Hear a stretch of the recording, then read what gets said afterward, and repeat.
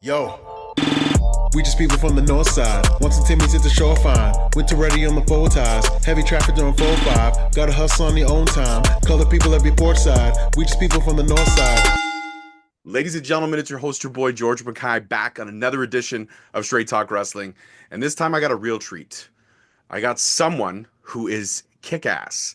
A power lifter, a pro wrestler, all in her twilight years, kicking ass, taking names, and he's beautiful while doing it. Please help me welcome. Thank God I never had a nanny like this. Of course, if I did, I might be straight and narrow. Bad nanny to Straight Talk Wrestling. How are you, my dear? Hey, good. I'm doing great. Thanks for having me on your show. Oh, no problem. Listen, it's actually found out about you, or discovered you, should I say, through a good friend of ours, Joe Hagan. He's one of the ring announcers of Ontario Indie Wrestling. He discovered you, Yeah. worked the show with you, said you were absolutely hilarious, and I should check you out. And I don't listen to Joe often. No, I'm joking. I listen to Joe all the time. But when he said to check you out, I couldn't resist. I saw the diaper. I saw the wooden spoon. I saw everything to do with the rope. Do you have the spoon? Oh, there it is. There it Oh, I is. got the spoon. I got Got the the spoon. spoon. All right. This is amazing. I love it. That's right. This is Gen X taking on everything that is Gen Alpha, Gen Z, all this crap going at. You are literally taking everyone down. But I want to talk to you about your journey. You are 8 years ago, Sure. 47. Yeah. You moved to Hamilton and you've been a pro Well, wrestling I'm fan. 50. I'm turning. Oh, yes. Yeah. Oh, you're cutting out. Am I cutting out? Can you hear me? Are we okay? Can you hear me? Oh, now I can. Now it's Okay, perfect. okay. So Yeah. you're 47, 8 years ago, you moved to Hamilton to start training at Off the Rope Studio, if I did my research correctly. Now you're in your 50s, and what makes someone decide at 47, you know what? I've been a pro wrestling fan. I'm gonna step in the ring. How do you decide that? So I moved to Hamilton about 9 years ago from rural Prince Edward Island. Mhm. And my current husband that I moved to Hamilton for is a sports doctor for powerlifting, and I was a professional a Team Canada powerlifter. And we have sports therapy clinics in Hamilton, Guelph, and Hagersville. And one day we had this guy come in, and he was pretty muscly guy. And I was like, "Oh, you must be a power lifter like me. You're pretty muscular." And he goes, "Well," he said, "I go to the gym." He said, "But I'm actually a professional wrestler." And I went, "Really? What do you mean?" And he was like, "Oh, because I had no idea that there was like this whole wrestling world in Ontario." And this was like during COVID as well. So he's like, "Yeah, I got it was Chris Toast." And Toast says, "Yeah, I got a show coming up, cancer fundraiser show. I'll put you in it." And I'm like, "I don't know how to wrestle." So he's like, "Just wear your Team Canada singlet, your medals, just go in there. You're going to pick up this other wrestler guy over your shoulders. You're going to slam him, walk out." I'm like, "I don't know how to do that." So he gave me like a couple of practices before his show. So my music hits, I walk down the ramp, I get in the ring, and I'm like, "This is like a dream come true." I'm like, "This is amazing. This will be my only time to ever do this. So don't screw it up." So I go in, and our timing was off because, like, I don't know what I'm doing. Pick this guy up halfway up and then just kind of like, and fall backwards with him. I was so embarrassed. I was so embarrassed that I screwed up my only time I would ever, ever, ever be in a wrestling ring. And I didn't sleep for 3 nights because, like, as an athlete, if you screw up as an athlete, you beat yourself up at night about it. So my husband's like, "Well, if you ever want to do this again, you have to train." And I'm like, "Yeah." So I need to go to wrestling school. So I did go to a couple of classes at Hamilton Pro Wrestling. And I was paired up with a guy. I'm 5'3". This guy was probably 6'3", 6'4". He was huge. And this is who I had to like practice with that day. And I was just like, you know what? Like, it's kind of hard for me to learn on someone who's like so much bigger than me. So I thought, my husband said, "If you ever find an all girls wrestling class. He said, I will support you 100%. He said, I will. That is perfect. And I'm like, found one. So Off the Ropes School in Kitchener has an all girls wrestling class. And I've been there now for 2.5, 3 years at Off the Ropes. And my husband also didn't want me to be a sexy wrestler. So I'm like, oh, don't worry, honey. I'm not going to be sexy. So I dress up as an older lady with a ratty pink house coat that says Bad Nanny across the back. And when I get in the ring and I've got my cane, and I usually have like an audience member like lift me butt first into the ring to help me up, because I am way too old to get into that ring by myself. Of course. So I get an audience member to help me up, and I get in, and then I undo my robe, and I take it off like this, very theatrical like. And then the audience sees that I'm also wearing a Depend on over my singlet. And then they just lose their minds. And then it's just like wacko mayhem from there. And I'll beat my opponent with a wooden spoon, or I got my cane. I make promotional videos before the match where I'm like making cookies in the kitchen like an old grandmother would, but like instead I'm like putting X-Lax in the cookies that I'm going to give to my opponent. Yeah. So it's just a lot of fun. You just get to have a lot of fun with it. I love that. I love that. It's amazing. When you mentioned to your husband that you weren't going to be sexy, was the nanny was the nanny incantation like the first idea that you had, or was there a couple different versions before we settled on what we have now, which is so special, by the way? It really is. Oh no, my wacko brain came up with that like instantly. Okay. I was just like, oh yeah, I'm just going to be this wacko old grandmother that just does what she wants. And you know, the beauty of it is that I'm a beginner wrestler, but if I screw up in the ring, I'm old. So your mistakes don't mean as much. It's you incredible. Get away with some stuff. It really is. No, but it's a fascinating story. I mean, from what, again, the internet is very hard to always get 100%, research on. But one article, for sure. One article that I found was from I want to make sure I quote the saltwire.com. That's the article that I found, which was really, really fun. It said that you were, the title of the article is Acting, Powerlifting, Backgrounds Combined to Spark Passion for 50-Year-Old PEI Wrestler. Yes.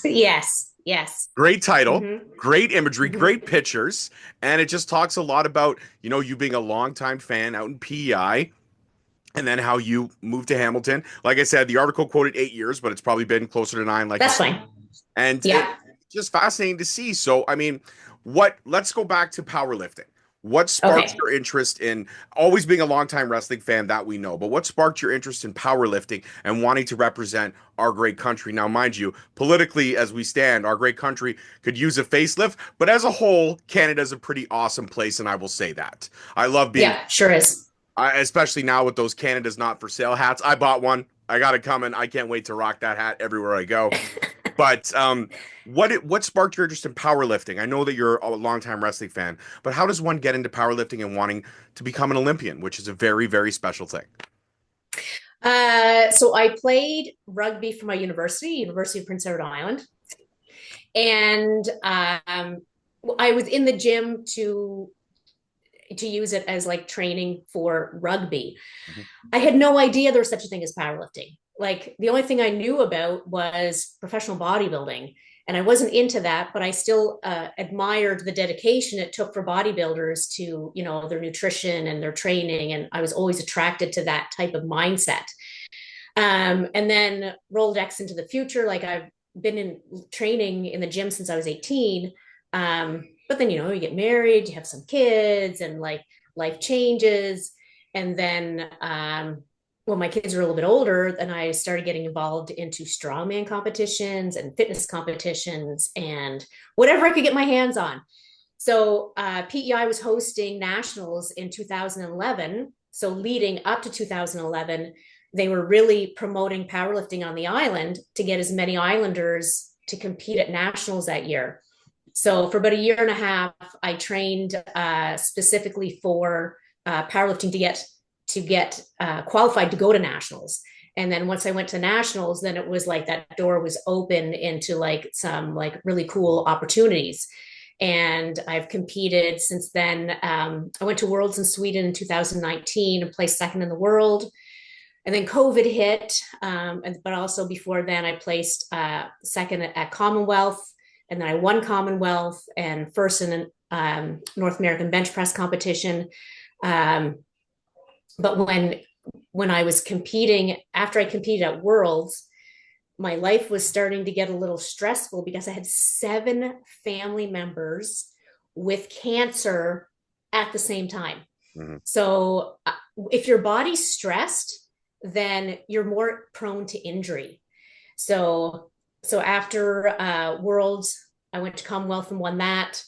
My life's starting to get more and more stressful with all this family cancer. And then I got hurt a week before nationals. And I still went to nationals, but I had crappy numbers because I had, put my back out 2 weeks before the competition. And then after that, COVID hit. And I was like, ugh, I just completely lost my drive for competitive lifting. Still trained in the gym, still trained heavy. I still trained heavy 4 days a week, but it was slowly starting to not be part of my persona as a powerlifter. Mm-hmm. So then when Toast came into the office, I did ask Toast if I could use his name in my interviews, and he did say yes, so that's good.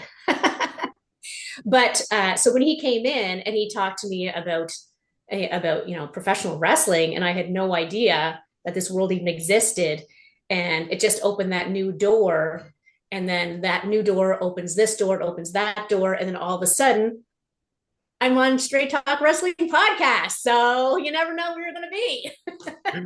Well, I appreciate the shout out, but honestly and truly, I love stories like this. I'm a big pro wrestling fan myself. Never had the ability to want to step into the ring, but I love talking about it. And I also love being the narrator for the stories because it's so much fun to hear the history of how so many people fell in love with the same thing that I fell in love with. And yeah. Pro wrestling, in a lot of ways, saved me so many different ways. From a kid with a rough childhood, I found my heroes, I found my villains, I found the people I want to cheer and boo for. And then pro wrestling is also how I met my wife. She's an avid wrestling fan, and our kids are wrestling fans. So it's great that the whole family can combine that love. Now, speaking of family, and that's how great of an interviewer I am, the segue was perfect. What are your kids and grandchildren, because I'm sure you've got some, what do they think about Bad Nanny? And do your grandkids get scared and be like, man, I know my grandma before she steps through those ropes, but when she steps through those ropes, I don't really like her that much. She's kind of scary. So my kids are in their 20s. Okay. And it's kind of like a mixed bag. They're proud of me for what I've been doing with my life now, but they're also a little shocked and grossed out sometimes. And because I am the mom. You are. And then my granddaughter is like 18 months old, but she does have a Bad Nanny little onesie that she wears sometimes too. So that's pretty cool. And some cool experiences too with that is I had the band Croca from Kitchener asked me if they could do my custom entrance music. So I was like, yes, that's a great idea. So I have custom entrance music. I was able to get my own t-shirts made. Got to get me one of those. Definitely going to have to get a XXX sent over this way for sure. What I like on the back is that I thought, well, you know what? Some people may not know that this is actually a pro wrestling t-shirt. So for everybody else out there, it actually has pro wrestling on the back, which I kind of like too. But I had a tattoo artist. He came up with the design for the t-shirts, and his first design was she was evil looking and demonic looking. And I'm like, oh, whoa. No. Your artwork is very good, but that is way too scary. I will not even wear my own t-shirts if it looks too demonic. No. So I like this. She's kicking ass. She's got her wooden spoon. She's got everything. I've sold quite a lot of those t-shirts, actually, to be honest, because they're just kind of fun and funny and unique. And it says on it, the first spank is free. I mean, who doesn't want a free spank? Hello. I love it. I absolutely love it. And I feel like the creative juices are just Yep. coming out in so many different bursts because you look at the videos, Mhm. you look at like your Mhm. Instagram page. I must have went down the rabbit hole that is your Instagram page for like a whole hour last night and I couldn't stop laughing. It was near close to midnight and I could not stop laughing. And my kids and my wife must have been like, "What are you doing?" Usually by, because I work early days. My real job has me up at 5 in the morning. By midnight on a Friday, I'm like out 3 hours into my sleep. But I was up Yeah. last night laughing, and I'm looking, and I'm just thinking creatively, like you're talking about the cookies with the X-Lax. There's so many different ways that Bad Nanny can go, and Oh, I yes. think it's an ever evolving character that really Mhm. can span years. And it really is about that. It's about having that fun and that creativity. So, what is it about Bad Nanny that drives your creativity up? Like, you're already I can tell you're very intelligent, very smart, very creative. But what brings out the flavor that is Bad Nanny when it comes to making these videos and your Instagram, which I'm gonna put in the link because everyone has to subscribe to your Instagram. They have to follow this journey because it's absolutely incredible. But how much fun is it to be creative and be Bad Nanny when you get the ability to? Well, I'll tell you right now. Mhm. So I've been drinking out of my coffee cup. Can you see that? Again, I'm with Nanny. Yep. Yep. It says tea with Nanny. This is my actual mom. She has her own merch. She Well, we film her and she sits in a rocking chair with my daughter in the kitchen and they banter back and forth. And the episodes are called Tea with Nanny. And there's always like a little dirty innuendos in there. And my daughter's sitting there. She doesn't know what to say. She just laughs. And my mom's just going on. And she has a following. Like we haven't done some videos for a while, but we come from a very theatrical family because when you grow up in rural PEI and you've got one channel that works and you live on a dirt road with no neighbors, you become very, very, very, very creative in making your own fun and making yourself laugh. So I sit there sometimes at work and I start snickering to myself, and my husband's like, "What's going on? What are you thinking about now?" I'm like, "Oh yeah, it's my just don't worry, it's just my next Bad Nanny video." And he's like, "Okay." And Uh, you just get to have fun because you just get to like be creative and make new things and I think and that's what I was told. I think it was went to a Vance Nevada seminar, and he said you always have to be creating and making yourself new, like create yourself new and have new things for your character to do. So, like you said, with Bad Nanny, there is a lot of stuff for Bad Nanny to do, and she is not done yet. I'll tell you that. I love that. I love that. And you know what? There's even a potential for Bad Nanny to become a good guy. There's a potential for Bad Nanny to become a hero. Bad Nanny could become Good Nanny. It's really the switch of a word. It just depends on the right storyline and creativity, of course. I want Bad Nanny to This stick is around true. for a while. I do. I enjoy Bad Nanny. I don't want her to go good. I don't want her to go straight edge anytime soon. I'm enjoying how I want to see how far we can really go with a lot of things like the cookies. X-Lax is great, but when are we going to get into like hardcore Nanny when we're going to get like razor blades in these cookies or something like that, or like thumbtacks? You know what I mean? There's so many, like Oh I said, yeah. there's so many different incantations. Have you even thought about maybe working your husband into this chick where he could potentially come out to the ring with you one show or another, where he could be like the employer? There's Bad Nanny, but this is my employer. You know what I mean? There could be something there. So he does have a role with my wrestling Mhm. in that he's a sports doctor. So he actually comes to the shows with me and he sets up backstage and he treats all the wrestlers before the show, during the show, after the show. So he's like the sports doctor for the wrestlers. Mhm. So he wants to do the backs behind the scenes stage stuff. He's not like a big be in the ring type of guy. But he did come up with the name of my signature move, Mhm. which is senior justice. When that Yes. diaper comes off, you Yes. just don't know what's going to happen. Yeah, and again, this is what's great about this conversation because you're segueing better than I could. Senior justice. The diaper comes off. Business is about to pick up. If JR was commentating one of your matches, he'd be like, "Oh God, the diaper is off. It's about to get rowdy." Senior justice is you got to talk about the build. You got to talk about how in the story, in the ring, when you're telling these stories, you're having this Mhm. artistic match, which that's what it is. It's a great dance between two amazing Yeah. opponents. or four amazing opponents. And a lot of people don't see how difficult it is to narrate a story without words. But we get to the Yeah. point in the story, we get to the climactic scene where the diaper comes Hmm. off. Hmm. And you have to build Hmm. it for the people that haven't seen it yet, Yeah. because I've seen it. It's Yeah. all over it. But if someone hasn't seen it, what can they expect when we Mhm. get to the point when the diaper comes off and we're going to see senior justice? Yes. So I always make sure that I get the other wrestler to be distracted somehow. Mhm. So the other wrestler is distracted. She's talking to the ref or he's talking to the ref and they don't know what's going on. So that's when the audience gets to witness the slow removal of the diaper. Like grab it by the crotch and flip it up and make sure, because you're entertaining that audience, make sure they all see that that diaper is chock full of chocolate pudding.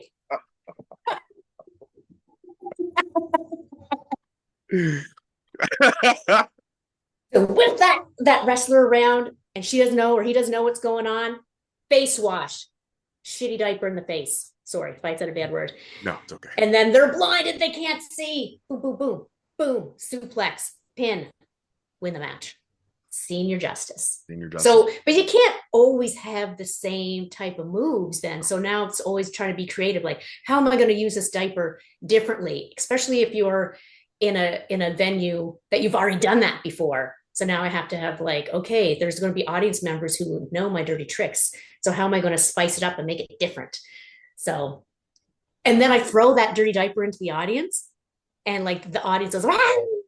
And they actually like scream and like try to get away from the dirty diaper. But I was wrestling Sabrina Kyle at the shed, and she took the dirty diaper and she takes it. She whipped it into the audience and hit one guy on the shoulder with it. Oh And he had no. a light blue t-shirt on, and it just smeared down the front of his shirt. And he was like sitting there, like super angry that he got hit with the poopy diaper. And I was like, well, poop happens. Forrest Gump I said think it the best. it looked like he was like on a date and he was like trying to be all like Rico Suave or something, and then he gets like the poopy diaper. Well, that's very karma-esque. You don't bring listen, if you're on a date, don't bring your date to a pro wrestling show where Bad Nanny's at. You may get hit with a diaper, and that's just gonna happen. It's just gonna and happen. sit in the front row. I mean, it's gonna happen. It's gonna happen 100%. Oh, this Mhm. has been Mhm. amazing. Couple more questions. I'm gonna let you go enjoy your Saturday afternoon. But in terms of longevity for you and how much you plan or how long you plan to keep going at this. I mean, you're having Yeah. fun, and when you're having fun, Yeah. and you have the passion for it, and when you're doing it safely, longevity doesn't matter. Mhm. There is no father time, in my opinion. As long as you're having fun, that's all that matters. Yeah. But how far do you see yourself going with this? I want to keep doing it as long as I can have fun, like you said, and not get hurt. Um, when we're in wrestling class, and I'm turning 51 in 2 weeks' time, like I am no spring chicken for a beginner wrestler. And I'm in class with a 12-year-old, 16-year-old, 18-year-old, and a 19-year-old. And they are fit. They have no fear. They want to jump off the top ropes. They're like doing all these crazy moves. And then Vanessa, my coach, my trainer, said like, Natasha, you want to try that? And I'm like, okay, I'll try. You can usually try everything about once. And then I say, you know what? That's a little too dangerous. I'm either going to hurt me or I'm going to hurt them. So I know when to like, what moves I can do and be better at, what moves I need to like scale back on, because I don't want to get hurt. This is all for fun for me. I'm not looking at getting into the WWE anytime soon. Mhm. Well, no. It could happen. Hey, you know what? Stranger things have happened, and I think that the WWE universe, if it ever did happen, even for one night only, I think they could Oh, embrace. yeah. I think they could Special embrace. guest? Yeah, special Oh, guest. yeah. Could you imagine Bad Nanny the Enforcer? Like, come on, man. Diapers for everybody. Amazing.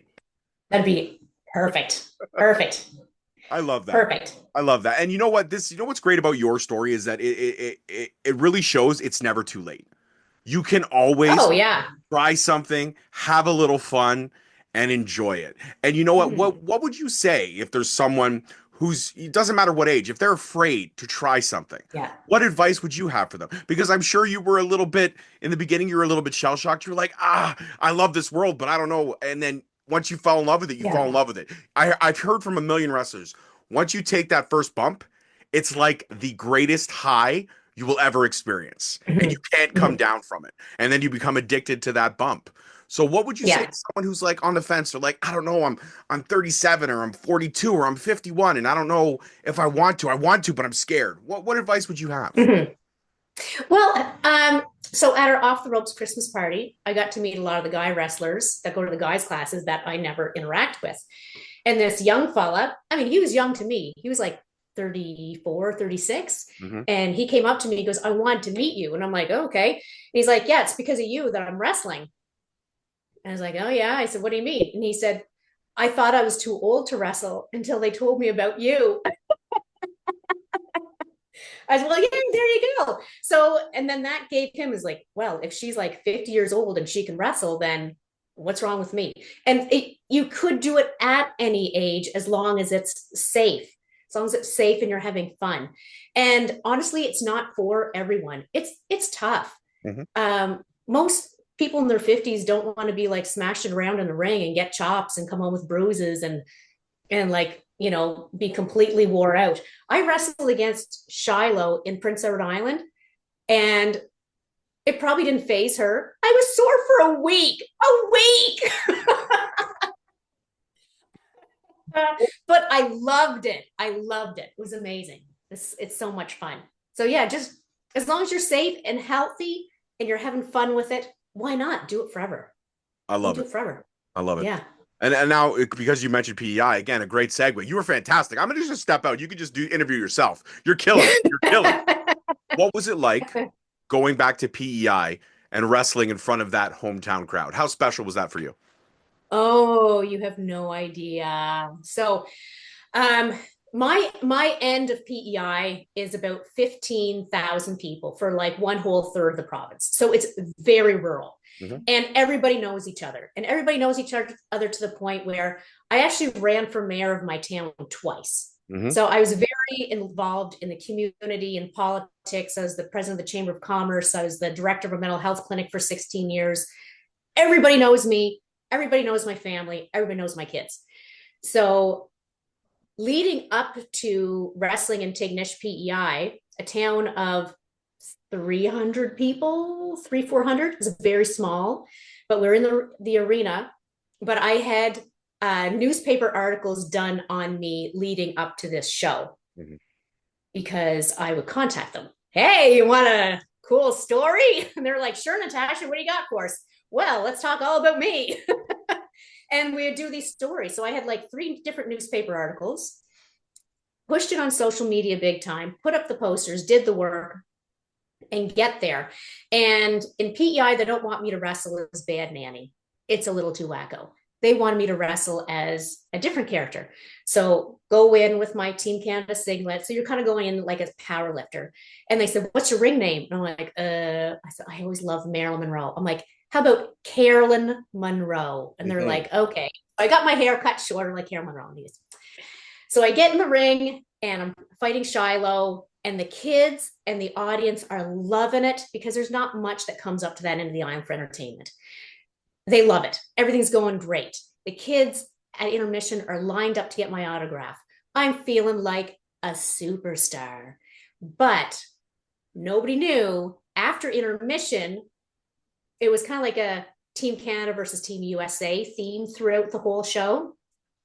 So Wesley Pipes and I walk out from the curtain together. Obviously, I'm Team Canada. He's part of Team Canada. We walk up, he gets in the ring, and he's fighting the Bad American. The Bad American, his manager is on the outside of the ring. We start wrestling for the belt. I get it away from the manager, but I slide it over to the Bad American. He picks up the belt, hits Wesley with it. It's mayhem. The Americans win the match. So I get up into the ring with the Bad Americans and we start celebrating. And the crowd loses their minds, completely lost it. I can hear people screaming at me, "You traitor!" And like from all areas of the rink, they're screaming it. And like little kids are like shocked. And they were just, this emotion in that rink was absolutely incredible. They went from sweetheart, hero, town hero comes home to you are the friggin' dirt under our feet right now. Like the emotions was just like from one end of the spectrum to the other. It was incredible. It was awesome. It was awesome. And only pro wrestling. Sorry, go ahead. Yeah. Only pro wrestling could inflict emotion like that. Yeah. And then when I get home, like people are still coming up to me at the gym and when I'm at the grocery store and PEI, and they're like, I can't believe you did that. I'm like, I said, well, you're just a loser. That's why. So yeah. I just had to join the winning team and like and they just banter with people and they just love it because it's the whole island is just a bunch of characters. So they just love something else that they can banter and character with. So it's great. It's great. Yeah. And I had all my friends, my family, my mom and dad, like tons of people were there just to watch me. So it was a pretty special experience. I love that. I can actually picture the person at the grocery store checking out and just being like, Yeah. Do you want bags? Do you want bags with that? 5 cents. 5 cents. But for you, because you're a trader, 45 cents. Yeah. That's right. Yeah. Up it. Yeah, I can see that. I can see you being the most loved and most hated woman now in PEI. Yeah, it's factual. Oh yeah. Mm-hmm. Yeah. Well, you know what? I agree with the townsfolk of PEI. You went to the wrong team. Okay? You went to the wrong team. And you know what? On that note, this interview is now over. I've had enough of it. I'm done. No, I'm joking. But honestly and truly, this was an incredible conversation. And I want to let you know now, you are officially a member of the Straight Talk family. Anytime you want to come back, I don't care when it is. You are more than welcome, and we'll chop it up all over again. And before I let you go, please, even though I'm going to put this in the link for the interview, please let everyone know where they could follow the journey that is Bad Nanny, because it is absolutely one of my favorite Instagram pages. I bookmark it because I laughed my butt off so much last night that I have to be able to get notified when something new is cooking on that Instagram. So please share it. Yes. Follow me on Instagram. Bad Nanny was already taken, so it's a Badder Nanny. BADDERNANNY. Badder Nanny. Because you don't get more bad than this. You absolutely don't. And guys, trust me when I say you're going to want to follow it because it is absolutely entertaining as hell. It is my favorite thing on Instagram next to the cooking pages. I don't cook, but I love to watch other people cook. And it really does. It makes me hungry. And then I send recipes to my wife and she's like, yeah, I'm not making that. Okay. Yeah. Because most of the stuff I send her is like the overdone, like crazy burgers that are like stacked like 7 deep. And she's like, yeah, you don't need all that red meat. I'm like, yeah, but you know what? If I go out with a heart attack full of pastrami, it's worth it. God damn it. It's worth it. But she's like, no. Well, does she want my cookie recipe that comes with X-Lax and Viagra? Are you trying to insinuate something? I, my dear, have no problem in that department. Thank you very much. Okay. Oh, I mean, just in case you want to share them at work or something. I don't know. Yeah, well, I've got a few bosses that I would actually love to do that too. But yeah, you know what? DM me that recipe. We're gonna get it hooked up. All right, my dear. Thank you so much, Natasha, aka Bad Nanny. An incredible story, an incredible journey, and an incredible person. Thank you so much for joining me today on Straight Talk Wrestling. Oh, thanks so much for having me. I really appreciate it. It was a lot of fun. Absolutely. Well, like I said, you're part of the family, so anytime you want to come back. Guys, that's it for this one. Peace, love, and wrestling. We'll see you next week. Peace. We just people from the north side. Once the Timmy's hit the shore fine. Winter ready on the full ties. Heavy traffic during 4-5. Gotta hustle on your own time. Color people every port side. We just people from the north side.